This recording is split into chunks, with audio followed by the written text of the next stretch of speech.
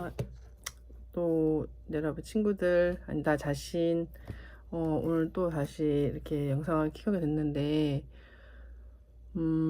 참 이제 좀 쉬면서 보니까 내 앞에 산적해 있는 일들을 해결해야 하는 그런 어떤 효율도 높아지기는 하는데, 그 안에서 정말 희노애락이 그러니까 너무 감사하고, 정말 나에게도 이런 일이 하면서 너무 하기도 하다가, 또 그만큼 나에게 큰 어떤 일이다 보니까 또 약간의 그런 조금 뭔가 불안한 요소가 생기거나, 나에게는 중요하게 여겨지는 상황인데 아무렇지 않은 것처럼 그를 좀 쉽게 여기는 것 같을 때 되게 화가 나고. 그러니까 요 며칠 되게 막 급강하와, 그러니까 약간 되게 기본적으로는 되게 감사한 건데, 어 약간 이게 뭐라 그러지? 그러니까 이게 다양한 이 하나의 이슈로 인해서 나에게 일어나는 그 한 가지 이슈가 나에게 다양한 어떤 변화를 불러일으키는 것 같아. 그래서 어쨌든 그게 막 감격, 환희, 기쁨이기도 한 반면, 또 한편으로는 뭔가 사람들에 대한, 이 관련된 사람들에 대한 불신, 또는 나에게 할당된 것에 대해서는 왠지 성의를 다할 것 같지 않을 것 같은 그런 어떤 불신이겠지, 불신. 내가 이것을 직접 뛰어다니면서 이 문제를 나에게 맞게 내 성에 차도록, 소위 말해서 내 성에 안 차서 지금 그러는 것 같아. 그러니까 나한테 그냥 오늘은 좀 말을 놓을게, 그냥 내 친구인 것처럼 생각하고, 아니면 내 자신에게 말한다고 생각하면서 그냥 말을 놓으려고 해. 근데 뭐냐면은, 그냥 본론을 바로 얘기할게.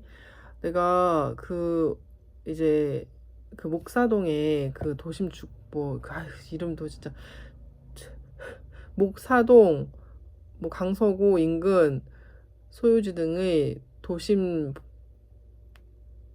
복합 주, 도심 주택 복합 사업, 뭐 이런 걸 것 같아요. 하여튼 그런 거야. 그 목사동이 어떤 약간 재개발의 어떤 다른 변형된 형태인데, 그거를 위해서 이제 대표자 회의를 하는데, 그것을 위해서 이제 앞으로 차근차근 진행되는 일에 대해서 표결을 해야 되니까, 세대마다 의결권을 가진 사람 대표 하나를 뽑아서 회의 참석을 하는 거야.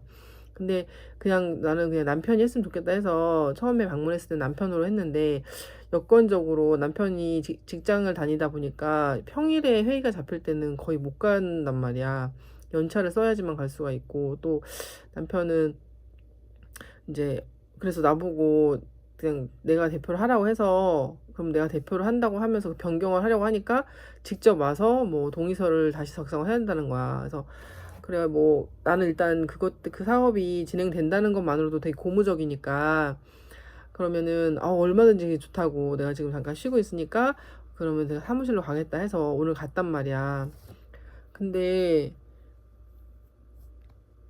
이 사람들이, 그러니까 그 안에서 일을 하고 동의서를 받고 뭐 이런 안내를 하는 사람들이 다 우리 같이 소유주들이 아니더라고. 그러니까 이게 이해관계가 좀 다른 거야. 그 사람들은 그냥 월급쟁이거든. 그러니까 여기서 지금 시키는 일 있잖아. 뭐 사람들이 오면은 서면 결의서를 받고, 뭐 인사 잘하고 안내하면서 설명을 잘하면서 설문조사하는 거 도와주고, 뭐 대표자가 누군지 물어봐서 그 대표자한테 서명 동의서 받고, 뭐 받고, 이렇게 그 서류 작업이잖아. 지금 해야 되는 페이퍼 워크를, 그냥 단기간 필요한 페이퍼 워크를 해주는 그냥 고용인들인 거야.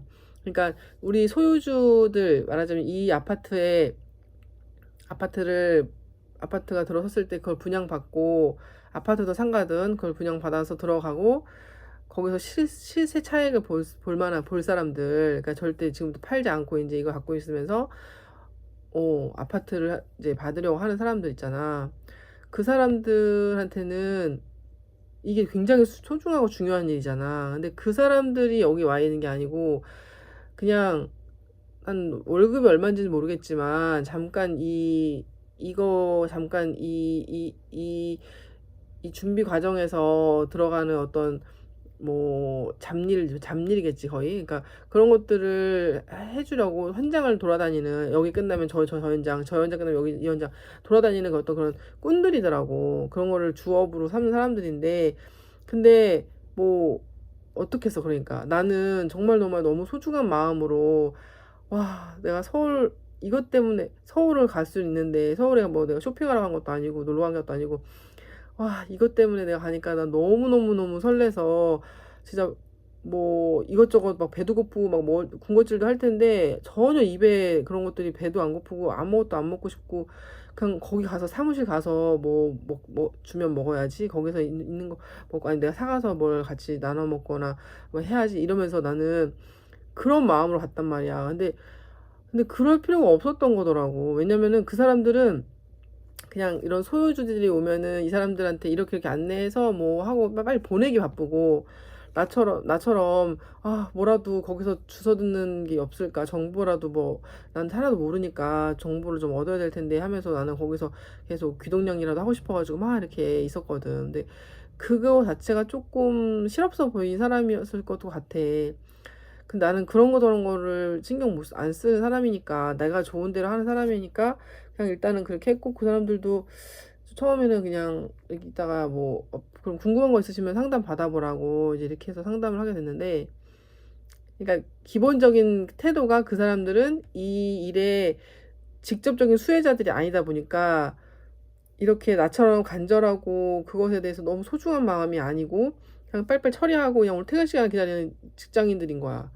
그 빨리빨리 페이퍼 그거를 그냥 하고 처리하고 그냥 빨리 보내고 막 이런 거밖에, 그러니까 누구라든지 알겠지. 그 사무실에서 일하는 직장인들 같은 모습인 거야.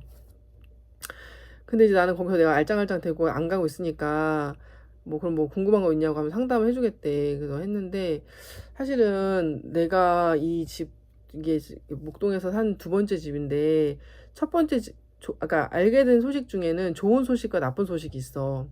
일단 좋은 소식부터 얘기를 해줄게. 좋은 소식은 뭐냐면 내가 생각했던 시세보다 더 높은 가격으로 시세 차익을 볼 수 있겠더라고. 그러니까 만약에 이거 아파트의 경우긴 한데, 근데 뭐 20억에서 나는 25억 정도를 예상을 했거든. 그것도 비싼 거라고 생각했는데, 지금 목동에 있는 다른 단지들 1, 2, 3, 4, 뭐 16단지 그런 단지들도 지금 재개발 재건축에 진행이 되고 있어서, 뭐 삼성이라든지 그 대림 이편한 세상이 하이엔드가 아크로라는 아파트잖아. 근데 그 뭐 아크로라든지 삼성이 이미 들어가기로 했고 뭐 딴 것들도 진행 중이라는 거야. 그러니까 그 목동의 기존 단지들도 재개발이 되면서 동시에 우리도 같이 신축 아파트가 들어서는 거잖아. 근데 그 아파트들은 이미 한 40억 원대를 예상하고 있대. 지금도 현재 아마 20억 원대 가까이 될걸, 목동에 있는 아파트들은. 근데 그게 그 시세대로 하면은 이제 40억 원을 거의 웃도는 그런, 40억 원까지 바라본다는 거야. 그러니까 여기도 최소한 30억에서 35억을 예상한다는 거지. 그러니까 입주 시의 시세가, 분양가는 그거보다 낮아서 뭐 10억이나 13억 이 정도가 될 건데, 완공 시, 입주 시의 시세는 그 기존의 목동 단지에 있는 아파트들이 재건축되는 바람에 40억 정도까지를 예상하면, 여기 목동에 있는 우리 단지는 그거보다 아무리 낮아도 40억, 기존 단지가 40억이라면 40억만큼은 못하더라도 30억에서 35억까지는 예상을 한다는 거야. 그러니까 내가 애초에 생각했던 20억보다 나는 미니멈으로 생각해서 겸손하게 잡아서 20억을 생각했는데, 20억보다 훨씬 웃도는 30억에서 35억을 예상한다고 하니까 와, 그건 너무 또 놀라 자빠질 만한 일인 거지. 그거 너무 또 그냥 좋은 소식이었지. 그리고 또 하나는 이제 목 이동에 있는 빌라에 대해서, 나는 목 이동도 지금 선정이 되느냐 마느냐에 대해서 나는 좀 궁금하다고 했잖아. 근데 여기서 지금 나한테 상담해줬던 그 분이, 그 사무장님이 목 이동에 내가 갖고 있는 그 빌라 근처에 자기도 빌라가 있다는 거야. 그러니까 그 사무장도 빠삭하게 알고 있는데 이제 목 이동에 있는 내 빌라와 근처에 내 빌라의 근처에 있는 빌라를 소유하고 계신 그 사무장 하는 말로는 지금 목 이동이 영순이라는 거지, 영순이. 그래서 7월 안에 발표가 날 건데 선정이 될 건데 거의 영순이고 거의 확정적이라고. 그러니까 이 말인즉슨 목 이동에 있는 빌라도 이 재개발, 쉽게 말해서 재개발이라고 할게. 도심 복합 뭐 이거 하지 말고 재개발이라고 할게. 약간 좀 변형된 형태의 재개발이라고 할게. 그래서 재개발에 진행이 된다는 거야. 그러니까 그래서 언제쯤 완공이냐 했더니 그거는 좀 지금께 너무 워낙 지연된 거고 그 이동에 있는 빌라가 선정이 되면은 걔는 2035년 정도면은 완공을 입주를 할 수 있다는 거야. 2035년. 그러니까 지금으로부터 한 9년 남았지만 사실 시간은 보니까 빨리 가는 편인 것 같아. 확정만 난다면은 그 10년이 그렇게 길다 생각하지 않거든. 그것 때문에 내가 버틸 수 있을 것 같아. 내 삶을 아무리 힘이 빠지고 나가 떨어져도 5기로라도 버틸 수 있는 힘이 돼줄 것 같거든. 그러니까 오늘 보니까 막 70, 80대 노인들도 오더라고. 근데 그분들이 10년을 더 기다리는 거는 사실 무리잖아. 근데도 자기 자식들을 위해서도 어쨌든 꾸역꾸역 오셔서 막 사인하는 거 보니까 저분들도 저렇게 하는데 나라고 못할 소냐 이런 마음이 들었거든. 근데 어쨌든 그래서 좋은 소식은 그거야. 목 이동이 어느 정도의 가능성이 있는지 몰랐는데 이 목 이동이 재개발에 포함이 되는 것에 대해서 사실 나는 어디까지 자신을 가져야 되는지 몰랐는데 오늘 갔더니 거의 확실하다. 안전빵이다. 뭐 완전히 100%라고 할 수 없겠지만 근데 그렇다고 하는 이미 기존의 데이터가 있다는 거야. 영순이라고 하더라라고 하는 데이터가 있고 실제 목 이동의 소유자인 사람이 목 이동에 나와 비슷한 곳에 빌라를 가지고 있는 사람이 소유주인 사무장으로부터 들은 얘기니까 신뢰성이 좀 있겠지. 그래서 그러면은 목 이동도 그럼 가능성이 있겠고 진행이 되겠구나 하는 되게 또 새로운 소식을 알게 된 거야. 그리고 시세는 당시 이제 완공이 되면은 입주 시 시세는 그 주변 목동에 이미 재개발이 진행된 기존 아파트들과 비슷한 못해도 30억에서 35억은 한다. 그러니까 내가 생각했던 것도 보다 거의 한 1.5배, 20억보다는 거의 2배 정도 되는 거잖아. 1.5배인 거잖아. 20억에 두 배지. 1.5배가 넘네. 20억에 1.5배면 30억인데 30억에 35억이라고 하니까 어떻게 된 거야? 내가 생각했던 것보다 1.5배 이상인 거잖아. 그러니까 훨씬 더 시세 차익을 볼 수 있는 물건이라는 걸 알게 된 거지. 근데 이건 좋은 소식이고 이제 좀 안 좋은 소식이라고 할 수 있는데 사실 이제 안 좋은 소식이라고만 할 수 없어. 잠깐은 내가 좀 불안하고 어떡하지 이런 마음이 들긴 했지만 궁극적으로는 나에게 오히려 좋은 기회가 될 거라 생각이 들었어. 뭐냐면 들어봐. 아니 내가 사실 첫 번째 빌라는 그냥 일반 5층에 있는 그냥 일반 주택이야. 그것도 약간 옥상 부분을 약간 불법적으로 확장을 한 거라 가지고 조금 그게 문제가 되긴 했지만 어쨌든 주택이야. 그거는 일반 주택에 들어가. 근데 지금 목사동에서 진행되고 있는 이 물건은 근린생활시설이라고 해가지고 그 빌라 건물 전체를 지을 때 이제 사무실, 그러니까 필로티가 있고 그 바로 위에 층이 2층이거든. 내가 2층을 얻었는데 그 2층이 상가나 사무실 용도로 이렇게 우리가 왜 주상복합 같은데 상가주택 보면은 1, 2층 그 맨 밑에 층은 상가고 그 위에부터가 주택이잖아. 상가 건물도 그런 식으로 그 1, 2층은 이제 상가처럼 낼 수 있는 그러니까 근데 그것도 뭐 1종 있고 2종 있고 한데 우리가 있는 집은 사무실 같은 걸로 쓸 수 있는 용도로 돼 있어. 그래서 주택으로 분양을 하면서 용도 자체는 근린생활 시설로 되어 있던 거야. 근데 그걸 내가 모르고 산 게 아니라 그렇게 함으로써 분양가를 더 적게 해준다고 해가지고 사실 많이도 아닌데 한 몇천만 원 정도, 2천만 원 정도, 2천만 원 정도인데 지금 생각하니까 좀 내가 너무 판단 미스였지. 잘 알아보고 살 걸. 그냥 왠지 사는데 문제 없을 것 같으니까. 그러니까 나는 실거주에 더 관심이 많았댔잖아. 당시는 애기 엄마로서 한 아이가 지금 이제 돌진한 아이가 하나 있고 이제 갓 임신 또 둘째를 임신한 상태에서 실거주만을 위해서 찾다 보니까 투룸에서 쓰리룸으로 가는 거고, 그리고 좀 조용한 동네였고 또 쾌적하고 새 건물이니까. 그러니까 실거주로만 따졌을 때는 나는 용도는 중요하지 않고 그냥 근데 더 저렴하대. 근린생활 시설로 용도가 되어 있지만 분양가를 한 2천만 원 정도를 다운을 해주겠대. 그러면서 근데 사는 거는 집 주택하고 다를 게 없어. 그래서 나는 그 생각을 못 했던 거야. 이거를 그럼 근린생활 시설일 때는 뭐 팔 때도 취득세가 든다든지 뭐 팔 때 매매나 전세할 때 대출은 잘 나오는지 막 이런 거에 대해서는 내가 깊이 있게 안 물어봤던 거야. 안 알아봤던 거야. 그건 내가 뼈 아픈 내 실수고 내 실책이라고 생각하거든. 근데 결국은 이걸 통해서도 뭔가 지금 합력해서 선을 이루어서 나는 또 다른 거 배웠는데 그건 차차 좀 뒤에 얘기할게. 그러니까 결과적으로는 그래서 이제 근린생활 시설을 나는 이거야.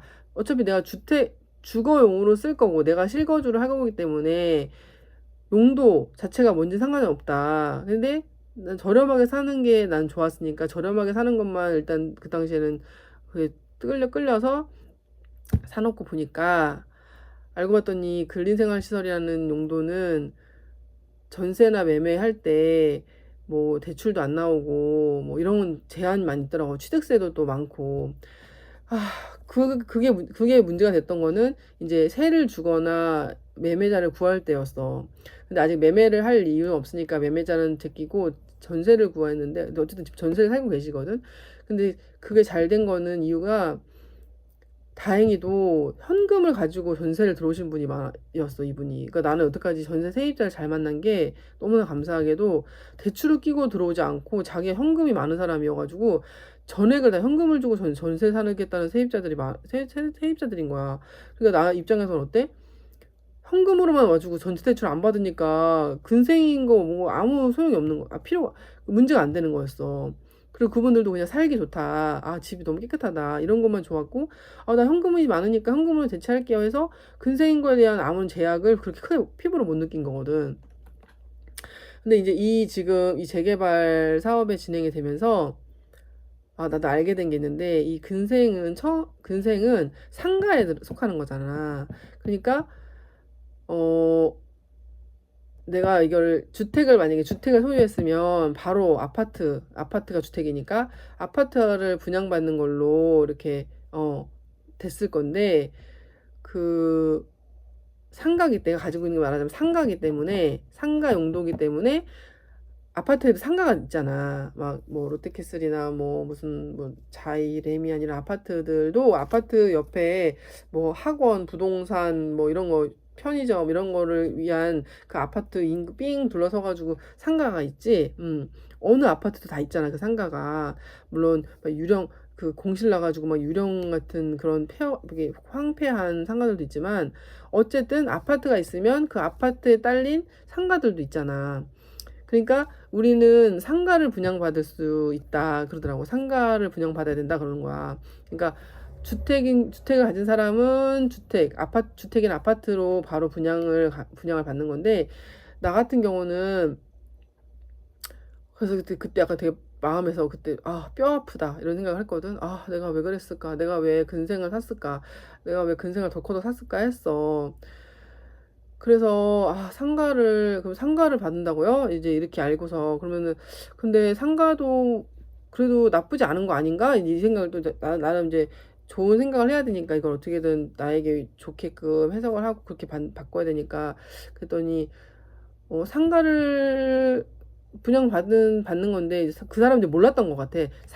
주택의 아파트 분양권을 받는 것만 이 사람들이 일할 때 지금 이렇게 하는 사람들은 전부 다 대부분 주택을 소유한 사람이 아파트 분양권을 받는 거에 대해서만 익숙하지 상가를 소유한 사람이어서 상가를 분양받는 거 이거는 잘 그런 케이스를 안 달아봐서 잘 몰랐던 것 같아. 그러니까는 그거 잘 모르겠는데요. 약간 그때도 애매하게 대답을 들었던 것 같고. 근데 이제 그러는 거야. 주변 첫 번째 그 대표자 처음에 남편이 하러 갔을 때는 그러더라고. 아주머니가 아니 그런데 아직 설계도 안 됐고 시공사가 선정된 것도 아니어가지고 그 이게 상가의 비율을 얼마나 잡을지도 모르고 또 상가를 또 크기를 아주 완전히 대빵 큰 상가만 있는 게 아니라 우리가 편의점 같은 거 약국 같은 거 보면 그 상가들이 왜 조그만 상가도 있잖아. 그러니까 뭐 40평대 되는 상가도 있지만은 상가 분양할 때 보면 상가 분양할 때 주상복합 같은 것도 상가 분양을 하는데 보니까 그렇더라고. 큰 평수도 있지만 뭐 15평, 10평 요렇게 그 조그만 거를 합쳐서도 분양을 하는 것처럼 분양을 하기도 하는데 그러니까 상가의 크기는 되게 다양할 수 있는 거야. 뭐 10평, 15평, 20평 뭐 그다음에 또 20평이 되게 많고 뭐 30평대도 있고 40평대도 있고 뭐 이렇게 그러니까 평수가 되게 다양하다는 거지. 상가의 특성상 큰 평수가 필요한 직종도 있잖아. 헬스장 같은 거. 그리고 고깃집 같은 것도 되게 큰 평수를 요하는 데가 있고, 그러니까 아예 아싸리 아예 그냥 큰 평수로 빼는 상가도 있지만 그 한 20평 정도를 여러 개, 한 20평 정도를 좀 많이 중간 비율로 두고 그 다음은 이제 작게 하는 뭐 네일샵 같은 거는 엄청 크진 않잖아. 네일샵이나 뭐 동물병원이나 뭐 약국이나 그다음에 편의점 또 뭐 그 로또점 복권방 뭐 이런 데는 사실 아주 그 크기가 되게 중요한 건 아니잖아. 그다음에 요즘에는 뭐 한솥 같은 것도 아파트 상가마다 또 있잖아. 그러니까 이게 도시락 전문점이나 뭐 그냥 테이크아웃 전문점 말이지. 그다음에 뭐 컴포즈나 메가 이런 것들도 사실은 평수가 그렇게 크지 않아도 테이크아웃 전문점이니까 크기가 작으면서도 이렇게 회전율이 높은 가게들이 많잖아. 그러니까 상가를 나 덕분에 이것 때문에 상가를 공부하게 될 것 같아. 상가 공부를 해야 될 것 같아. 그러니까 내가 지금 주택은 사실 많은 편이잖아. 그러니까 이제 이것도 사실 오히려 좋아. 럭키비키 사고를 돌리면 원형적 사고를 돌리고 나에게도 합력하여 선을 이룬다. 모든 것이 합력하여 선을 이룬다라는 사고로 접근을 하면은 오히려 좋은 거는 내가 지금 이러면서 상가 공부를 하고 있는 거야. 내 머릿속에서. 그리고 내가 봐봐. 내가 이제 궁금증이 들었잖아. 아파트 상가 분양은 도대체 어떻게 이루어지는 거며, 아파트 상가의 구성은 어떻게 되는 거며, 그 비율이라든지 이런 것들은 도대체 어떻게 되는 건지에 대해서 의문을 갖게 되는 거고, 답답하잖아. 그럼 이거에 대해서 내가 뭐 어디 가서는 뭐 아파트 어디 근처 가서 상가라도 가서 물어보고, 부동산에 가서 물어보고, 이럴 수가 있겠지. 그러니까 나는 솔직히 내가 평생에 상가를 분양받아야겠다라는 생각을 뭐 작게라도 가져본 적이 없어. 무슨 목표에도 써본 적이 없었고, 그냥 머릿속에 나오는 거라고는 오로지 뭐, 그냥 우리 아빠 때부터 아빠의 꿈이 단독주택 지어가지고, 내 남동생이랑 나랑 같이 사는 거거든. 그 부부 가족들하고, 내 남동생 부부, 우리 가족 부부랑. 그게 아빠의 꿈이었는데, 그걸 못 이루고 돌아가셨으니까, 나에게도 그냥 단독주택에 대한 로망이 있어. 한 1, 2층 짜리, 2층 정도 되는. 그게 나의 최종 어떤 주거의 형태라면 그 전까지는 사실 뭐 지금처럼 뭐 원룸 아니지만 뭐 투룸이니 뭐 좀 좁은 집이며 뭐 좀 월세방이며 이런 게 중요하지 않아. 주거에 그렇게 목을 매는 스타일이 아니야, 내가. 그렇게 훈련이 된 것 같아. 어렸을 때부터 이렇게 자취를 하고 기숙사 생활을 하면서 그거는 좋게 된 것 같은데 주거지는 그냥 뭐 베드타운이 그러니까 자고 잘 잘 수 있으면 되고 잘 쉴 수 있으면 되는 거지. 그 주거에 그렇게 집착하지 않거든. 그건 되게 좋은 훈련을 된 거지. 뭐 자취를 통해서나 하숙을 했거나 뭐 기숙사 생활 이런 것들 때문에 주거지에 대한 그렇게 큰 소유욕이 없는 거야. 그래서 어쩌면 나에게 이런 축복들이 주거지에 대한 축복이 계속 있는지 모르겠어. 그쪽에 욕심이 없으니까. 내가 비워져 있는 거야. 그 주거지에 대한 거를 이미 하나님께 드렸어. 그러니까 하나님이 그걸 내가 손을 비웠기 때문에 채워질 수가 있는 거지. 쟤한테 뭘 맡겨도 쟤는 주거지에 대한 자기 자신에 대한 내가 주인 행세를 하지 않으니까 하나님 거라고 드리니까 하나님이 사용하실 수가 있는 거거든. 그래서 어쨌든 지금 솔직히 말해서 시세 차익만 생각하면 사실 아파트가 탐이 나지. 그러니까 내가 아파트가 생길 수 있다는 거에 대한 깜짝 기대를 했던 이유는 아파트라는 거주지 때문이 아니었고, 내가 아파트에 살아보고 싶어서 아파트에 들어갈 수 있다 이것 때문이 아니었어.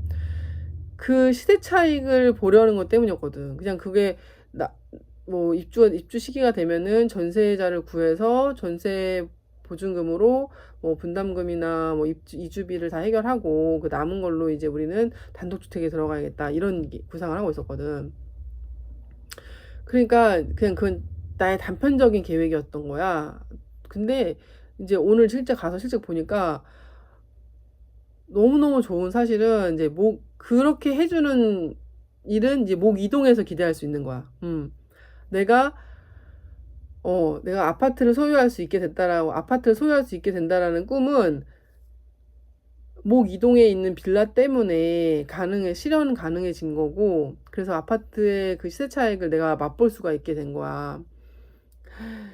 30억, 여기서 35억이라는 상상만 해도, 20억만 해도 너무 신났었거든? 그럼 20억이면은 15억 전세를 준다고 해도 15억으로 분담금이랑 뭐 이주비 같은 거 다 까면은 7, 8억은 우리한테 남겠구나. 이것만 상상이 좋았는데 30억에 35억이면은 그거에서 만약에 전세를 뭐 28억, 27억을 준다고 해도 거기서 분담금 뭐 한 7, 8억 빠진다고 해도 20억이 나한테 떨어지는 거야. 20억이. 그러니까 내가 기존의 상승대로 하면은 거의 2배가 나한테 20억 정도가 현금이 생기는 거니까. 그러니까 시세 차익을 볼 마음만 컸던 거지. 사실 아파트를 들어가 살아야겠다라는 계획은 없거든. 내 애초에 계획에. 그 시세 차익이 중요한 거야, 나한테는 여전히.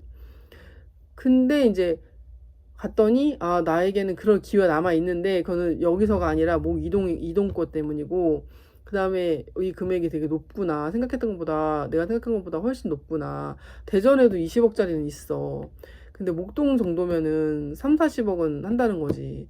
그게 너무 나 마음에 일단 좀 깊었는데, 이 사람들이 약간 내가 근린생활시설이라는 얘기를 하니까 갑자기 그때부터 좀 시큰둥하면서 자기들이 잘 모르는 거야. 몰라서 대답을 잘 못 해주는 거였던 건데, 알고 봤더니 나도 계속 화를 낼 건 아니었지만, 몰라서 대답을 못 해주는데 어떡하겠어. 어. 모르니까 대답 못 해주는 거야. 확실한 답을 해줄 수 없으니까. 그렇게 생각하면 내가 이해가 되는데, 뭔가 계속 약간 뭐 약간 부정적인 얘기를, 그러니까 내가 약간 불안해질 것 같은 얘기를 하는 거지. 그러니까 짜증이 확 나면서, 아니 뭐 알지도 못하면은 그냥 모르겠습니다 하고 그냥 돌려보내든가, 뭘 상담을 해주겠다고 붙들어 놓고서는 저렇게 내가 계속 마음이 편안하지 않은 소리만 하니까 뭐 그랬던 거야. 근데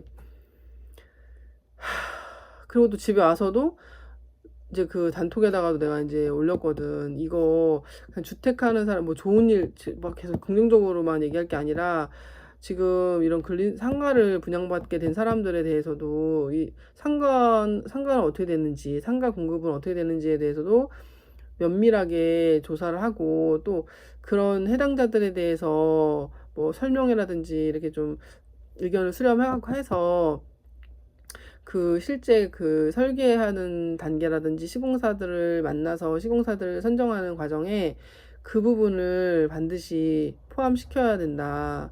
그래서 우리가 불이익을 당하거나 그냥 지금 이렇게 믿고 이렇게 맡겨놓고 있는 그런 상가 소유주들이잖아. 우리가 어쨌든 상가를 분양받을 수밖에 없는, 상가를 분양받게 될 소유자들이잖아. 우리들에 대해서 우리의 그런 불확실성이나 모르겠는 그 부분을 해결해 줘야 된다. 그러니까 이게 어떻게 될 건지, 우리가 상가 공급받는 거는 주택이 아파트 분양권을 받는 거랑은 좀 다른 부분이 있을 거잖아. 뭐 세금 부분이라든지 뭐 여러 가지 다른 것들이 절차상에. 그러니까 어쨌든 뭐 받지 못할 거라 생각은 안 들어. 그랬다면 이 사람들도 당당하게 우리한테 얘기 못 하겠지. 근데 이렇게 우리가 참여하고 이러는 데서 자기들이 모르니까 확답을 줄 수 없는 거라서 지금 저렇게 엉뚱하게 좀 그랬던 건데, 오해를 산 건데, 이제 얘기를 해놨어. 그러니까 이 상가 소유자들이 불안하지 않게, 상가 소유자들도 클리어하게 뭔가를 알고 넘어갈 수 있게 그렇게 해줘야 된다. 그리고 그거에 대해서 뭐 상가 소유자 대표를 한 명 선정해서 그 사람도 같이 의견 수렴을 할 수 있도록 하던, 참여시켜서 의견을 조율할 수 할 때 같이 참여시켜라. 그래야만 우리가 나중에 불이익을 받았다라는 생각이 안 들 것 같다. 이제 이렇게 얘기를 해놓은 상태고, 그래서 이제 좀 늦은 시간에 그 위원장한테 전화를 했더니, 아니, 늦은 시간에 전화했다고 뭐라 하더라고. 그래서 아니, 그러면 안 받으면 되잖아. 늦은 시간에 전화 오면은 보통 안 받잖아. 그럼 싫으면. 근데 그걸 굳이 꾹꾹 받아놓고 그렇게 말하는 것도 너무 웃기더라고. 근데 어쨌든 알겠다고 그래서 끊었는데, 뭐 책을 보려고 했는데 책도 눈에 안 들어오고, 뭐 그냥 친구 만나서 내 얘기를 나누는 것처럼 그냥 하고 싶어가지고 이렇게 이제 킨 거거든. 근데 그런 거야. 지금 내 마음은 어쨌든 뭐, 그러니까 지금 여기 말고도 나는 여기 이거 하나밖에 없는 사람들도 있는데, 사실 나는 지금 그 바로 옆에 더 좋은 그야말로 이제 아파트를 받을 수 있는 주택이 나에게 있다는 거, 그게 너무 고무적인 소식이었고, 그다음에 선정할 확률이 높다는 거랑, 그리고 시세가 내가 생각했던 것보다 훨씬 높더라. 그게 나에게 가져다 줄 시세 차익이 내가 생각한 것보다 훨씬 크더라. 이게 너무 좋아. 너무 믿기지가 또 않는 거지. 근데 그게 너무 감사하고, 정말 그래. 그게 너무 기쁜데, 이제 나는 이제 현실적으로는 아파트를 받으면 좋겠지만, 사실 그건 되게 쉬운 선택인 거고, 그냥 거저 먹는 거고. 진짜 아파트를 분양받을 첫 번째, 내가 이 물건에서 아파트를 받았으면 제일 좋았겠지만, 아파트는 이미 또 받을 수 있는 기회가 있고. 근데 그렇더라고. 그 사람 말이 더 잘 된 거야, 내가. 왜냐면은 둘 다 아파트였잖아, 내가. 만약에 지금 여기도 주택이어서, 여기도 주택이었고 거기도 주택이어가지고 둘 다 아파트를 받아야 되는 상황이 오면은 둘 중에 하나는 포기해야 된대. 이게 이 간격이 5년이 안 되잖아. 여기는 33년에 완공이 되고, 여기는 35년에 완공이 될 건데, 그 입주 시기가 33년이랑 35년이야, 입주가. 그러면 둘 차이가 5년이 안 되잖아. 그러니까 여기 둘 다 가지고 있는 사람은 하나를 포기해야 된대. 거기가 투기 과열지구라 그렇대. 그러니까 투기 과열지구로 이미 묶여 있어서 5년의 그 갭, 5년의 시간 텀이 아니면은 둘 중에 하나를 동시에 소유하는 건 안 된다는 거야. 그러니까 어때? 나한테 상담해줬던 그분이 그랬어. 사실 그 사람도 목사동에도 주택이 있고 이동에도 주택이 있었는데, 지금 둘 중에 하나는 포기해야 되는 상황이래. 그러니까 그 사람은 어쨌든 아파트 하나밖에 못 갖는 거잖아. 나한테 상담해준 사람이. 그 사람은 어쨌든 둘 다 주택을 소유하고 있지만, 결과론적으로는 아파트 하나밖에, 둘 다 아파트 두 개가 생기는 게 아니라, 그 투기과열지구에 대한 제한 때문에 그 사람은 그 둘 중에 하나인 아파트 하나밖에 못 갖는 거야. 그 둘 중에 하나는 처분을 해야 되는 거야. 주택 두 개를 가지고 있었고, 둘 다 재개발에 선정이 됐지만, 투기 과열지구이기 때문에 또 5년 차이가 안 나기 때문에 하나를 그냥 처분해야 되는 거야. 그냥 금이 좀 올라갈 때 프리미엄 붙여가지고 팔아야 되는 거지. 예를 들면 지금도 1, 2억 했던 애가 6억까지 올랐다고 하더라고. 조그만 빌라가. 그 6억 되고 팔아야 되는 거지. 그래봤자 뭐 4, 5억밖에 시세 차익이 못 보잖아, 이거는. 근데 이 아파트 하나밖에 못 갖는 거야, 실질적으로는. 한 4, 5억을 받는다고 해도. 근데 나는 어떤 상황이냐면, 이거는 아파트가 돼. 근데 여기 있는 거는 주택이 아니기 때문에 상가를 받는 거야. 근데 지금 상가에 대해서 이 사람들이 지금 데이터가 별로 없고, 상가에 대한 거는 해본 적이 별로 없어서 그런지 상가에 대해서는 잘 상담을 못 하더라고. 근데 어쨌든 그럼 나는 저도 둘 중에 하나 포기해야 되나요? 그랬더니 그건 아니래. 상가는 주택이 아니기 때문에 이거를 아파트로 받는다고 해도 이 상가를 못 받지 않는다는 거야. 그러니까 그 아저씨보다 더 좋았던 거야, 내 상황이. 그러니까 본인은 주택을 둘 다 가지고 있어서 개꿀이었는데 하나는 포기해야 되는 상황이잖아. 그 아파트 하나밖에 안 생기는 거, 그 아저씨는. 근데 나는 아파트 하나는 주택이고 이거는 지금 근린생활 시설이라서 아유 꽝이다, 사람들 다 그렇게 얘기했지만 오히려 얘는 나한테 상가를 안겨주는 게 됐고, 이쪽 거는 잘 있다가 이제 아파트가 될 거란 말이지. 그러면 내가 더 좋은 거잖아. 그러니까 상담을 해주는 본인보다 내 상황이 더 좋은 거야. 그러니까 이해는 돼. 그 상황이 약간 사람이 배가 아프면 배 아프잖아, 솔직히. 자기도 모기동, 목사동에 똑같은 주택을 갖고 있었는데 본인은 둘 중에 하나는 포기해서 아파트 하나밖에 못 가는 상황인데, 나는 꽝이다 생각했던 근생이 상가를 나한테 물어다 주고, 그리고 얘는 주택이어가지고 아파트가 되고, 그러니까 아파트도 갖고 상가도 갖는, 목동에 아파트도 갖고 상가도 갖는, 그것도 프리미엄 대단지 아파트, 브랜드 아파트에 아파트 하나 상가 하나가 생길 지금 판이니까 그 사람이 기운이 없이 상담을 하더라고. 그러니까 애초에 좀 이렇게 건성건성 했었어. 그래서 내가 너무 귀찮게 하나 이런 생각이 들었는데 점점 내 그걸 뭔가 깎아내리려고 하는 것 같은 게 느껴지는 거야. 그러니까 내가 저 사람한테 얘기를 하는 게 과연 득이 되는 것인가 이런 생각이 들더라고. 아니 분명히 확실한 답을 줄 수 없대. 근데 계속 뭐 이런저런 대안을 주는데 그 대안들이라고 하는 것들이 다 기분이 안 좋아. 별로 이렇게 잘 모르겠다고 하는데도 뭐 좋게 얘기를 안 하는 거야. 감정평가를 받아야 되는데 감정평가가 그 주변에 다른 것들에 비교해서 받아야 되니까 근생이면은 뭐 얼마 안 나오겠네. 그러니까 그전에도 맨날 부동산들이 가면은 뭐 근생 이러면서 되게 낮게 막 저평가를 하고 막 후려치려고 그러고 막 가격만 후려치려고 왜 그런 거 있잖아. 거기 근생이라 안 돼. 가격부터 내리는 거야. 가격을 내려도 대출이 안 되니까 어차피 매매자가 안 나타나. 매매자나 전세자가 안 나타나. 근데 자꾸 가격만 후려치려고 하는 거지. 그런 수법에 하도 당하니까 이제 내 물건에 대해서 뭔가 애들이 근생 또 근생, 입에서부터 근생이라고 하면서도 깔보기 시작하고 막 아유 그거 너무 막 흠이 많다는 식으로 막 또 내 새끼 말하자면 누가 내 새끼 욕하면 좋아? 응? 그러니까 그 기억이 또 떠오른 거야. 내가 오늘 왜 이렇게 화가 났냐면 왜 뒤집어졌나 했더니 사실 그 사람이 확실히 아는 것도 아니고 이게 뭐 그래 근생이어가지고 너희들이 맨날 그러면 근생 타령하면서 대출도 안 나와서 전세도 안 된다, 매매도 안 된다, 그건 너네 입장인 거야. 부동산에서는 거래가 어려우니까 대출 받아서 전세 들어와야 되는 사람, 대출 받아서 매매해야 되는 사람들만 소개해주는 부동산에서는 근생이라는 물건이 당연히 좋을 리가 없지. 그치만 나는 얘를 자꾸 내 자신 욕하는 것 같으니까 그런 부동산들하고 얘기하기 싫었었어, 그때도.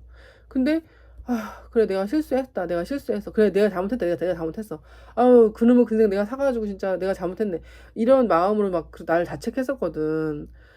근데 진짜 신기한 거는 그런 자책을 했음에도 불구하고 정말 완전 풀로 온리 현금만 현금으로만 완전히 현금으로 딱 올 현금으로 들어온 전세 세입자를 만났고, 그분이 여태까지 지금 몇 년이야.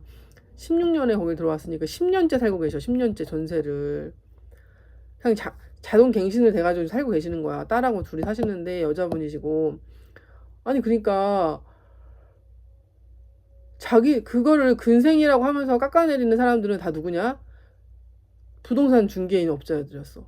근데 사실 내가 실제로 살았던 나도 그게 근생이어가지고 크게 잘못된 거, 크게 나쁜 거 잘 몰랐거든. 근데 또 세입자도 마찬가지야.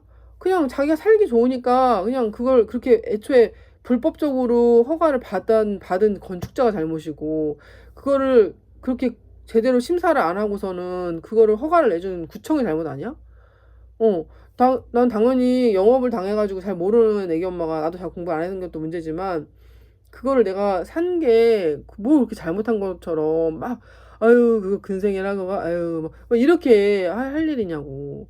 근데 그게 내가 오랫동안 거기서 16년부터 그 물건을 거래 내놓고 부동산에 찾아가서 뭐 전세 놔주세요 뭐 해주세요 이럴 때마다 진짜 내 마음에 진짜 골병이 들 정도로 그놈의 근생. 아, 니들이 그거 니들 보고 살아는 것도 아닌데 왜 그렇게 근생을 가졌다가 뭐 지랄하냐 이런 마음이거든. 그래서 너무 그것 때문에 속상해가지고 진짜 막 아유 근생 소리만 들으면 진짜 노이로제 걸릴 것 같았었어. 근데 오늘 또 그게 이제 그게 딱 기억이 나면서 그게 딱 떠오르니까 뭘 알지도 못하면서 막 근생에 대해서 나쁘게 말하는 그 모습이 너무 싫었던 거야. 근데 봐봐. 그 아저씨는 주택을 2개 갖고 있었지만 그 주택 다 자기한테 아파트 2개로 돌아오지 못하고 둘 중에 하나는 결국 팔아야 되고 하나밖에 아파트를 못 소유하는데 나는 아파트 하나랑 얘가 근생이었기 때문에 상가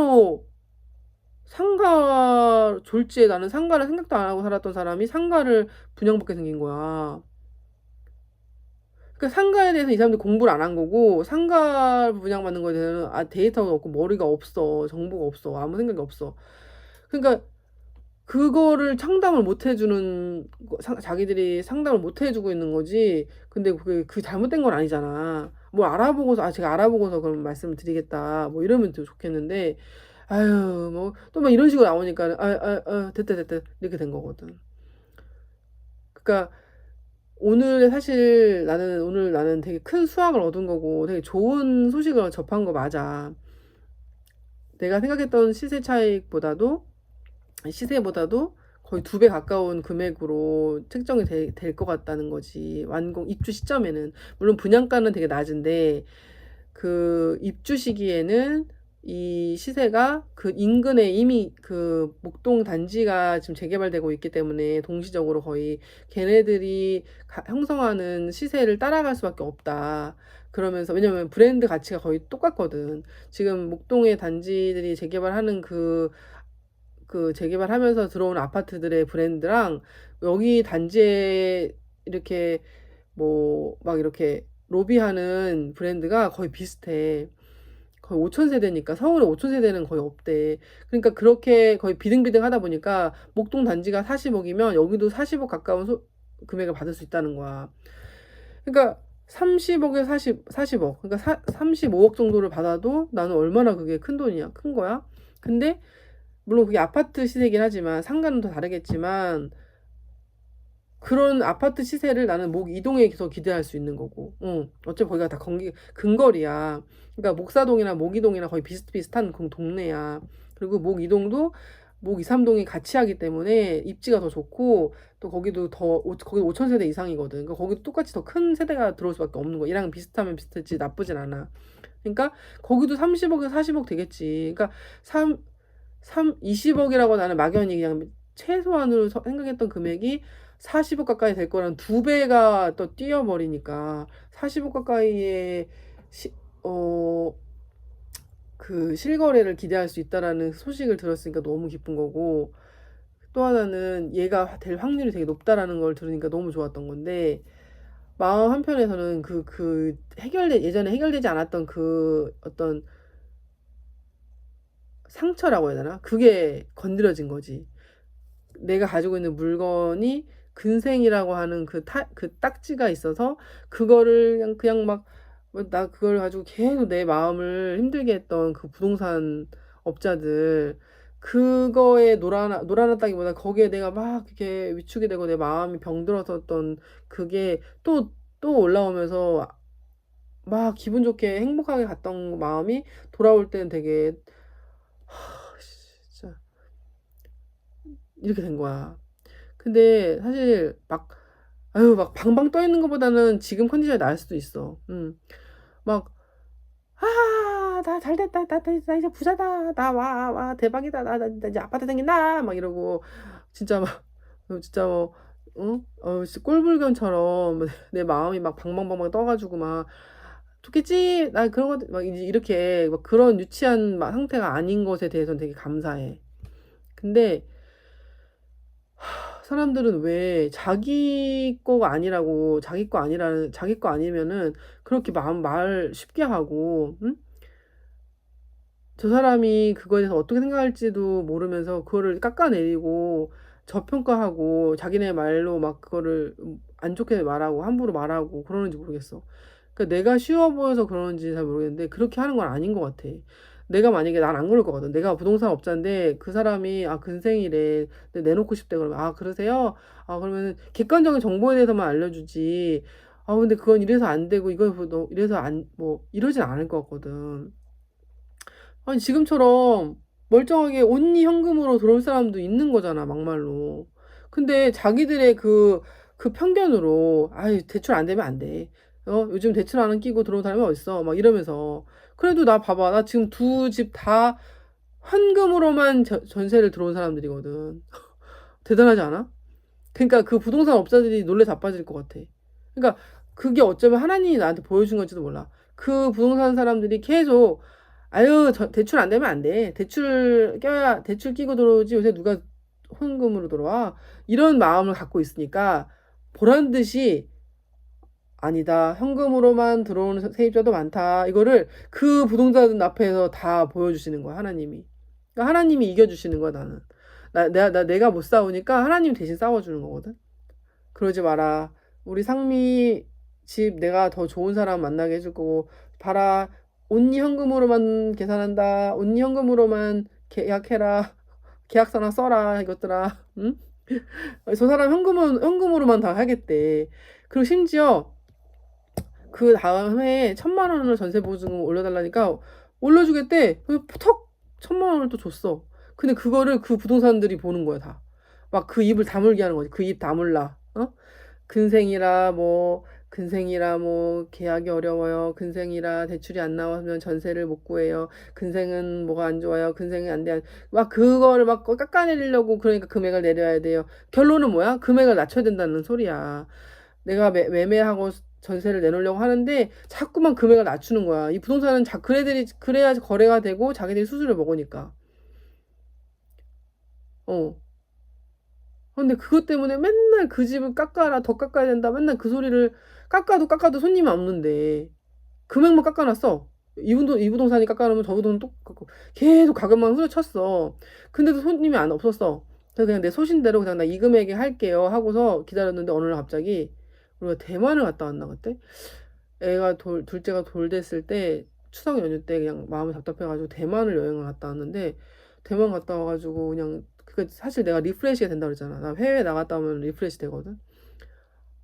대만 갔다 오니까 너무 또 사람이 룰루랄라 너무 좋아졌어. 막 눈이 반짝반짝해가지고 막 기분 너무 좋은 거야. 집이 나가든가 말든가 막 그러고 있는데 그때 그 아줌마 나타난 거야. 아파트 살다가 아파트가 너무 횡한데 혼자 살기가 너무 싫었던 거야.